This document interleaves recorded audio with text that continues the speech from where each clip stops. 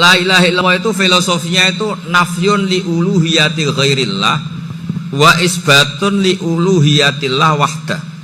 Filosofi la ilaha illallah itu gimana? Menafikan semua selain Allah itu tidak Tuhan dan hanya menuhankan Allah semata. Nah itu caranya gimana? Caranya kita harus terbiasa ini, karena tadi saya dibilangin panitia ini rata-rata mustameknya atau mustamiatnya ini santri. Caranya gimana? Dilatih pakai logika. Saya berkali-kali cerita kalau ngaji, saya sekaligus kampanye. Allah itu Tuhan yang begitu fair. Untuk menjadi Tuhan, Allah mempersilahkan, ada kualifikasi Tuhan. Jadi boleh, dikompetisikan itu boleh, kata Allah. Gak apa-apa kamu ngaku Tuhan gitu, kata Allah. Tapi nak ngaku pangeran itu paling gak ya direputasi lah, ada verifikasinya. Dimulai dari apa? Ya kalau jadi Tuhan itu setidaknya bikin langit bumi lah, aturannya gitu. Jadi kalau daftar bupati ya daftarlah ke KPU. Masa tahu-tahu jadi apa? Tuhan kemudian tidak punya prestasi bikin langit bumi. Sehingga Allah itu cara ngedikan itu ya fair. Qul ara'aytum ma tad'una min dunillah aruni madza khalaqu minal ardi am lahum syirkum fis samawati. Coba yang kamu tuhankan selain saya, prestasinya apa kan? Ketika saya bikin bumi itu apa ikut bikin?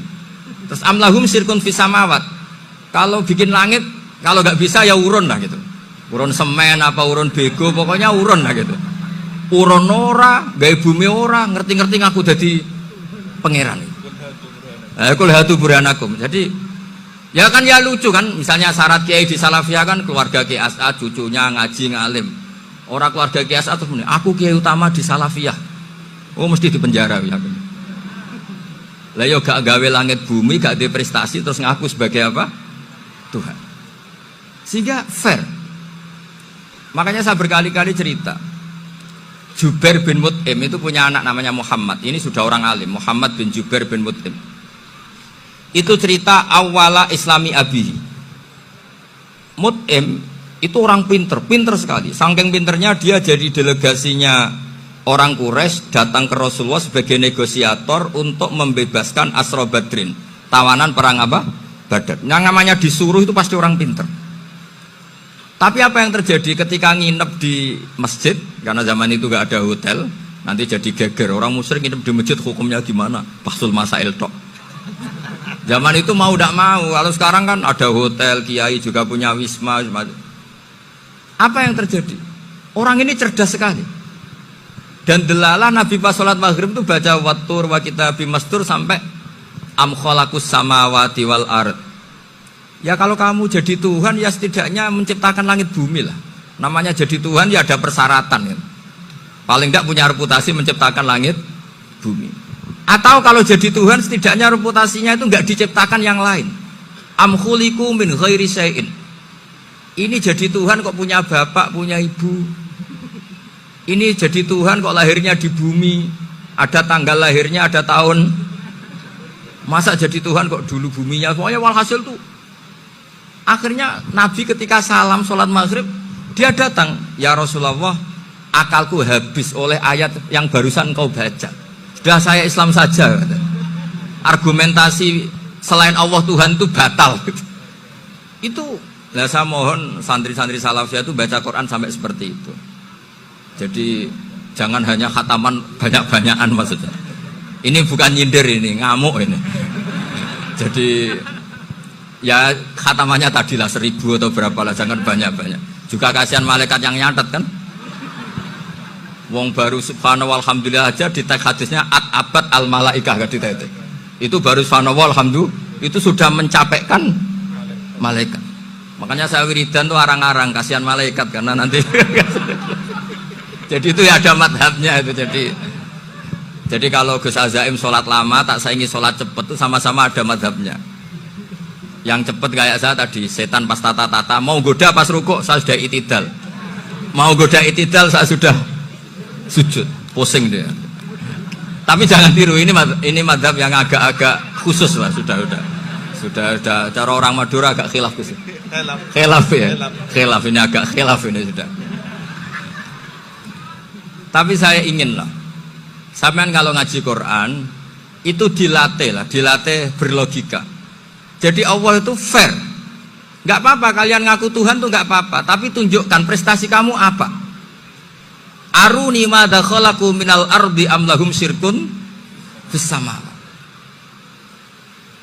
Am khalaqus samawati wal ard. Diulang lagi, am khuliqu min ghairi syai'in. Setidaknya kalau jadi Tuhan itu ya nggak butuh yang lain lah. Masa jadi Tuhan kok wujudnya saja butuh orang lain, butuh bumi, eksistensinya butuh makan, butuh minum. Makanya Allah cara meniadakan uluhiyah selainnya itu Allah itu redaksinya itu mengena sekali. Yaitu tadi dengan cara-cara seperti itu. Sebagian ayat disebutkan ma asyattuhum khalqas samawati wal ardi wala khalqa anfusihim. Wong Tuhan kok enggak punya reputasi bikin langit, bikin bumi, bahkan untuk menciptakan dirinya sendiri saja enggak bisa. Ya sudahlah, kamu enggak usah ngaku Tuhan, enggak level kata Allah gitu. Akhirnya terus ditemukan Tuhan yang sejati, yaitu wal awwalu wal akhiru wal zahiru wal batin. Nah, itu yang Mut'im ini tadi termasuk orang yang sangat cerdas sekali. Padahal itu bacanya bukan pas basul masail, enggak. Nabi pas sholat maghrib. Juga bukan pas ceramah, enggak. Tapi itu didengarkan. Makanya termasuk ini spesial untuk hormat saya kepada Ki As'ad. Makanya saya ini kalau mentasjik santri-santri, ini agak sensitif, tapi sudah saya tidak perlu takut fitnah. Saya termasuk, kenapa saya ingin jadi ahli tafsir, tentu yang membentuk itu Mbah Maimun dan bapak saya. Bapak saya itu hafal Quran kayak hafal Fatihah, saking senengnya Quran itu. Mungkin bisa kamu saingi itu. Itu adalah orang kafir itu bisa paham Quran. Itu sangat menyinggung saya. Orang kafir itu bisa paham Quran. Ketika Umar Islam itu karena mendengar apa coba? Mendengar apa? Quran. Dan itu masih kafir apa sudah Islam?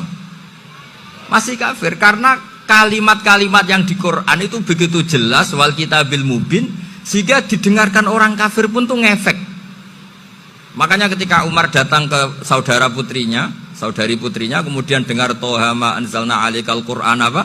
Litasqa, itu dia terus iman. Begitu juga Mut'im. Itu ketika dengar Nabi baca surat At-Tur ya langsung iman. Makanya kata Ibnu Jarir At-Tabari, kamu jangan pernah bilang gini, syaratnya paham Quran itu harus alim, harus gini. Lah nanti berarti orang kafir punya alasan di depan Allah, ya Allah, engkau ngandani kami dengan Quran yang nggak bisa difahami kecuali alim dulu. Lah saya alim gimana? Nggak pernah mondok. Mondok gimana? Saya kafir. Jadi artinya gini, kata Ibnu Jarir At-Tabari, Allah tidak mungkin mengatakan gini, ifhamil Quran bima la fahmalaka. Quran itu harus kamu fahami. Sementara orang kafir karena lafadznya Quran khusus gak bisa memahami. Makanya Quran itu dibaca. Itu banyak orang kafir yang menjadi muslim karena mendengar apa? Al-Quran. Padahal kafir. Nah termasuk tadi Muhammad bin Jubair bin Mut'im ini itu menjadi Islam ya karena mendengar Quran, padahal dia saat itu masih apa? Kafir. Karena tadi logika, misalnya nggak paham secara lafadz Arab. Sekarang misalnya nyuwun sewu ada orang ateis, saya pernah didatangi seorang ateis yang nggak percaya Tuhan. Saya mau Islam Pak Ba, asal Anda bisa menjelaskan Tuhan itu siapa. Coba Quran dibaca secara makna, tidak secara lafadz tapi secara makna. Begini misalnya, ada orang ateis datang ke saya, Pak Ba, saya mau Islam, asal Anda bisa menjelaskan Tuhan itu siapa. Terus saya tanya, ini ngajak goblok-goblokan apa pinter-pinteran, kata saya. Terus dia jawab, ngajak pinter-pinteran Pak, saya ini doktor katanya. Maksudnya di akademiknya dia doktor, mungkin jurusan matematika atau apa, tapi di ketuhanannya jeblok. Terus tak tanya, kalau ini ada kertas, kamu suka ada rumusnya apa suka ada? Ya suka ada rumusnya. Kenapa ada kertas? Ya karena ada yang bikin.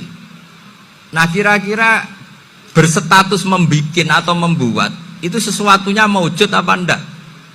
Ya pasti maujud lah, pasti ada. Ya sudah, anggap Tuhan itu adalah sebab dari semua yang ada. Masa alam yang seperti ini, langit dan bumi ini maujudat, kemudian kamu katakan khalaqahal adam, bahwa alam raya yang maujud ini diciptakan oleh ketiadaan. Ya juga, berarti Tuhan itu ya. Ya itu yang namanya Tuhan. Lah mulai dulu kiai-kiai ngomong gitu kan saya Islam katanya. Jadi kiai-kiai itu kadang-kadang kalau dakwah pokoknya KBU digawe Tuhan. Beda dengan dakwanya orang-orang mantek. Orang-orang mantek itu kan nggak pernah nyebut Allah. Ini alam khawadis, la budda min muhdis. Meskipun mereka, nah muhdis ini menurut Islam namanya Allah. Tapi sebetulnya kan nggak langsung bilang Allah. Jadi tak kasih tahu, alam raya ini maujud nggak? Ya maujud Pak.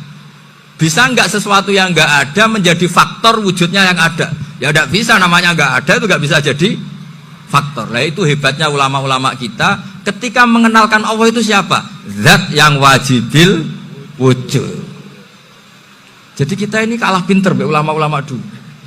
Ya alhamdulillah kalahnya sama ulama dulu. Kalau kalah sama ulama sekarang isen lah.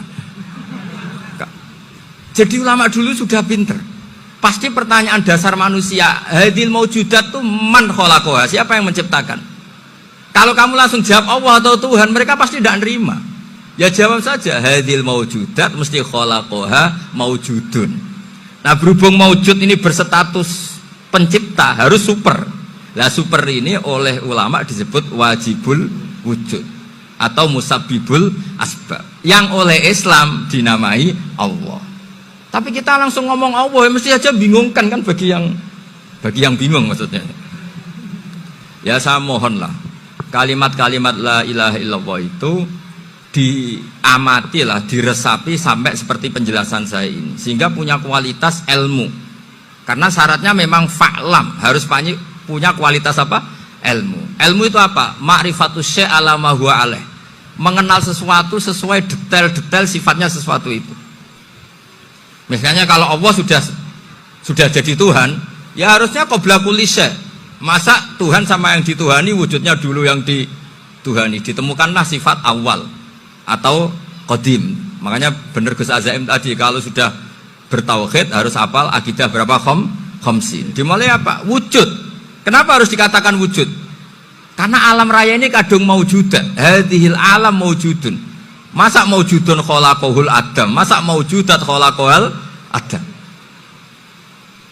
Nah itu yang disebut am khuliqu min ghairi syai'in am humul khaliqun.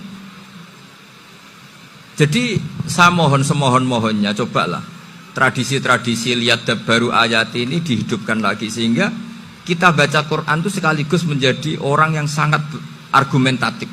Karena Quran adalah qul falillahil hujjatul balighah. Dilatih. Jangan bosan, dilatih. Makanya kalau saya baca ayat-ayat seperti itu, cek fair ya Allah itu. Fair betul. Gak apa-apa saya punya pesaing kata Allah, tapi yang imbang dong. Pas aku gawe langit ya bantulah. Atau ada langit tandingan lah kira-kira gitu. Kalau saya bikin bumi ya ada bumi. Nah misalnya sekarang orang Cina bikin matahari, materinya dari mana coba? Dari yang sudah ada sekarang kan?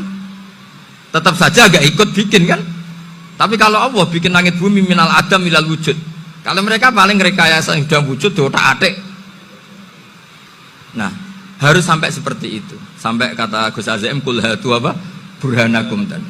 Jadi ini cara-cara kita untuk menguatkan iman.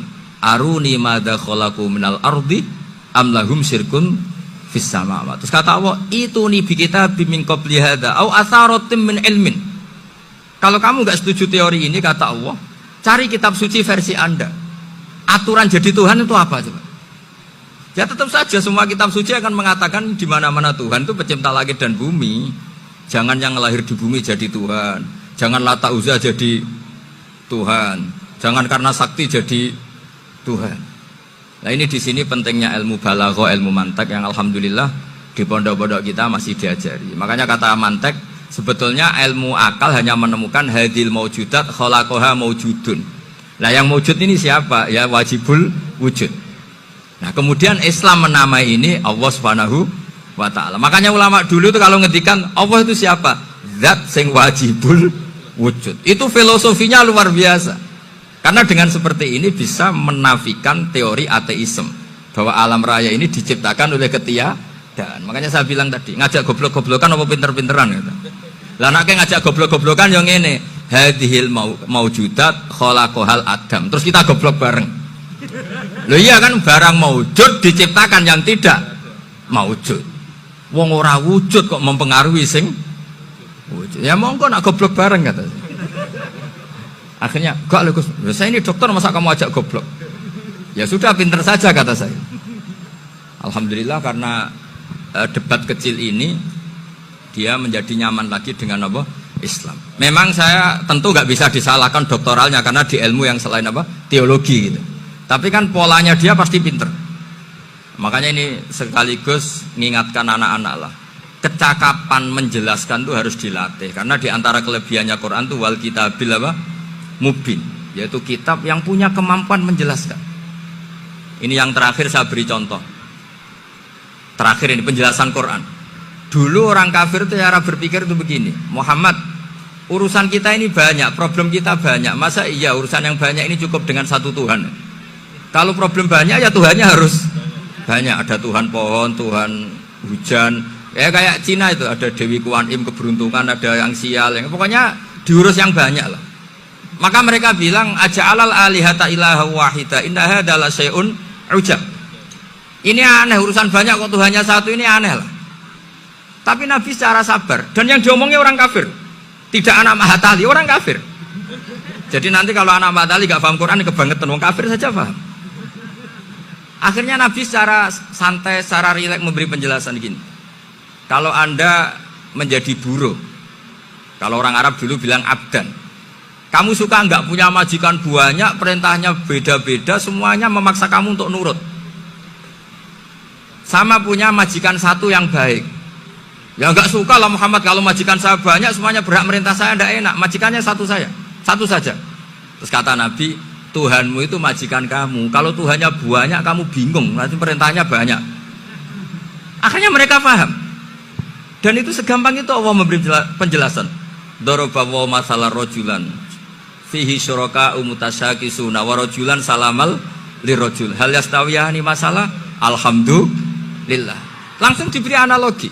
Kalau kamu jadi buruh punya majikan banyak yang perintahnya beda-beda, kemudian jadi buruh yang majikannya satu, kamu milih mana? Ya milih satu Muhammad. Ya sudah, kalau Tuhannya banyak, perintahnya banyak, kamu juga bingung. Langsung menjadi faham. Ketika ada orang tidak ikhlas, Nabi cara memberi penjelasan juga gampang. Misalnya saya dikasih uang Gus Azaim 1 juta. Kemudian matur nuwun saya sama Pak Afif, aneh enggak? Saya ini orang aneh enggak? Orang aneh enggak? Itu Nabi kalau mencontohkan orang tidak ikhlas gitu. Kata Rasulullah, orang tidak ikhlas itu sebagaimana orang beli budak. Min kholisi malih, budak itu dibeli dari uangnya sendiri. Kemudian fa'amila hadal abdu, budak ini kemudian bekerja dan a'tohullatahu, hasilnya dikasihkan sama orang lain. Terus Nabi memberi percontohan, ayasurrukum ayyakuna abdukum kadzalik. Apa kamu suka kalau budak kamu seperti itu? Dulu orang-orang dulu kan beli budak untuk disuruh bekerja, terus disuruh setor apa hasilnya. Jadi budaknya kamu yang beli, yang biayai. Kalau sekarang mungkin gak ada budak, gini lah, saya nyuruh Zaid, tak kasih mobil, tak kasih bensin, tak kasih uang jalan supaya narik angkot. Hasilnya disuruh ngasihkan saya. Ternyata dikasihkan orang lain dan matur nuwun sama orang. Kamu suka punya budak seperti itu? Ya tidak suka ya Rasulullah. Ya ibaratnya seperti itu. Bumi yang bikin Allah, nyawa kamu yang bikin Allah, semua fasilitas dari Allah. Kemudian kamu menyembah selain Allah. Segampang itu. Dan Nabi telaten sampai dulu yang mayoritas orang kafir menjadi mayoritas Muslim, dan semuanya tanpa paksaan, la ikroha fiddin, karena qad tabayyana rusdu minal ghayy. Cara tabayyana gimana? Yaitu punya kemampuan menjelaskan. Wal kitabil apa? Mubin. Ini makanya saya mohon lah, ini saya mohon semohon-mohonnya anak-anak ini kan kader-kadernya Mbah Samsul Arifin, Mbah As'ad, Gus Fawaid, sekarang Gus Azaim, semuanya harus punya kemampuan wal kitabil apa? Mubin. Sehingga diantara sifatnya Nabi itu fatonah, punya kecerdasan. Nabi itu gak pernah debat kalah, itu meskipun sudah terdesak gak pernah kalah. Pernah Nabi itu ngendikan la adwa wala tiarata, tidak ada penyakit menular. Ada orang yang mungkin kurang suka iseng, ada onta yang sudah gudiken dijejerno sama yang waras, ternyata yang waras jadi gudiken. Akhirnya Nabi diundang lah kira-kira gitu. Ya Rasulullah, kata engkau gak ada penyakit menular, tapi ini onta yang gak gudiken tak jejerkan yang gudiken ikut gudiken, berarti kan menular. Nabi santai jawab, faman jarrobal awal, lalu yang pertama gudiken ketularan siapa katanya. Wah kalau ini asli Nabi, ya sudah seperti itu. Jadi ngiranya dia menang karena yang gudikan pertama nulari yang kedua. Ternyata Nabi tanyanya lagi, faman jarrobal awala, yang gudikan yang pertama siapa? Oh ini asli ya maksud saya itu. Jadi Nabi itu gak pernah kalah, karena Nabi punya apa? Fatona. Jadi saya mohon, ya tadi makanya ini efeknya itu khatamannya gak boleh banyak-banyak ya. Maksud saya kalau musim khataman ya gak apa-apa, khataman banyak-banyak. Tapi kalau gak musim khataman ya musim-musim tadabbur gitu.